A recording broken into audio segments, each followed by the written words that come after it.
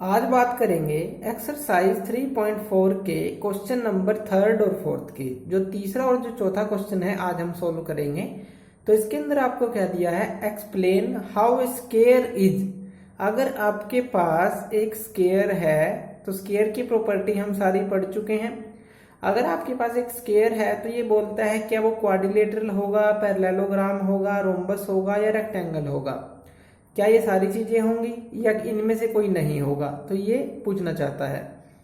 तो explain how a square is a quadrilateral, कि कैसे ये एक क्वाड्रिलेटरल होगा। देखिए क्वाड्रिलेटरल की कितनी साइड होती हैं, 4 साइड होती हैं। तो स्केयर के अंदर भी कितनी साइड होती हैं, 4 साइड होती हैं। इसका मतलब ये क्वाड्रिलेटरल तो होगा। तो क्वाड्रिलेटरल तो है ये, क्योंकि इसकी 4 साइड हैं। दूसरा ये पैरेललोग्राम। अब पैरेललोग्राम के अंदर क्या होता है, पैरेललोग्राम के अंदर जो है ऑपोजिट साइड्स जो हैं वो इक्वल होती हैं, जो पैरेललोग्राम होती है, और जो इसकी सारी जो साइड्स हैं वो भी इसकी इक्वल हैं। तो अब देखिए इसके अंदर क्या होगा, जो ऑपोजिट साइड इसकी इक्वल है और जो ये पैरेलल है, तो ऑपोजिट साइड पैरेलल है और इक्वल है। तो पैरेलल होनी चाहिए ऑपोजिट साइड जो है पैरेललोग्राम के लिए, क्योंकि पैरेललोग्राम किस तरह की होती है, मान लीजिए इस तरह की आप पैरेललोग्राम ले लें या इस तरह की आप पैरेललोग्राम ले लें, इस तरह की। तो इसमें ऑपोजिट साइड क्या है, पैरेलल है। जिस तरह से ये इसके पैरेलल है, ये इसके पैरेलल है, इसी तरह से इसके अंदर ये इसके पैरेलल है, ये इसके पैरेलल है। तो पैरेललोग्राम भी ये होगी। तो स्केयर क्या है, पैरेललोग्राम भी होगी, ये भी ठीक है। रोम्बस, तो रोम्बस भी होगी क्या ये स्केयर। अब रोम्बस के अंदर चारों साइड बराबर होती हैं और इसके डायगोनल भी रोम्बस के इस तरह से बराबर होते हैं। रोम्बस के अंदर अगर चारों साइड बराबर होंगी तो ये क्या होंगी, इसका मतलब जो स्केयर है वो रोम्बस भी होगी, क्योंकि इसकी भी चारों साइड बराबर है। रेक्टेंगल, रेक्टेंगल के अंदर क्या होता है, रेक्टेंगल के एक तो डायगोनल बराबर होते हैं, जैसे कि रेक्टेंगल हमने ये बनाई है तो डायगोनल जो है बराबर होते हैं, और ये इस तरह से इसकी जो ऑपोजिट साइड है रेक्टेंगल की वो भी इस तरह पैरेलल होती हैं और बराबर होती हैं। तो अगर जो स्केयर है हमारा पैरेललोग्राम है ही, तो इसके लिए इस केस में क्या हो जाएगा, ये रेक्टेंगल भी होगा।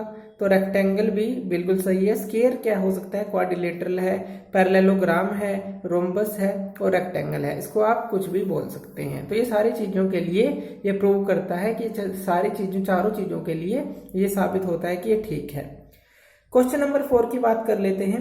Name the quadrilaterals whose diagonals. अब हमें एक क्वाड्रिलेटरल बतानी है। क्वाड्रिलेटरल क्या होती है, 4 साइड वाली।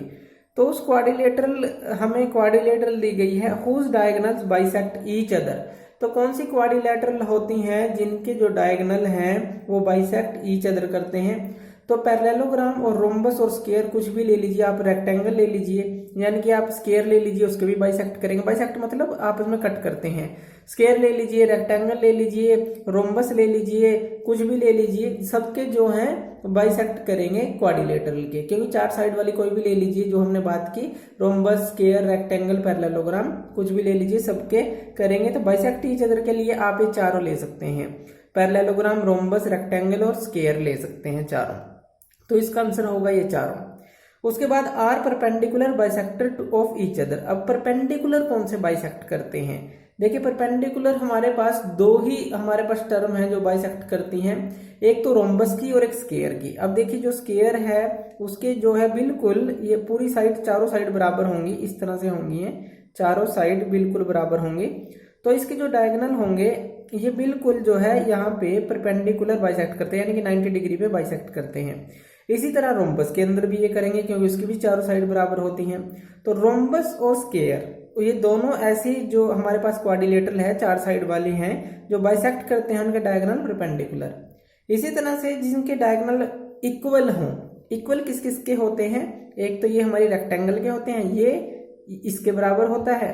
इसी तरह से स्केयर में भी ये इसके बराबर होता है।